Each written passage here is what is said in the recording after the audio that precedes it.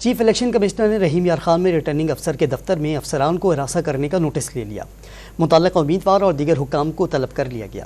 Chief election commissioner نے district returning افسر، deputy commissioner اور چیف سیکریٹری پنجاب سے رابطہ کر کے معلومات بھی حاصل کر لی۔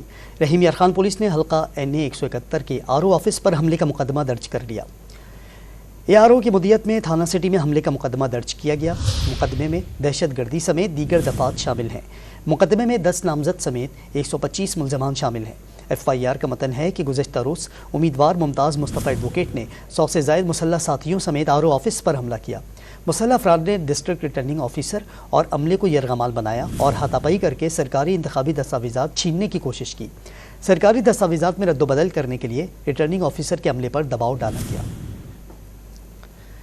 چیف الیکشن کمشنر نے رحیم یار خان میں ریٹرننگ آفیسر کے دفتر میں افسران کو ہراساں کرنے کا نوٹس لے لیا۔ متعلقہ امیدوار اور دیگر حکام کو طلب کر لیا گیا۔ چیف الیکشن کمشنر نے district returning officer, deputy commissioner اور چیف سیکریٹری پنجاب سے رابطہ کر کے معلومات بھی حاصل کر لی۔ رحیم یار خان پولیس نے حلقہ NA 171 کے RO آفس پر حملے کا مقدمہ درج کر لیا۔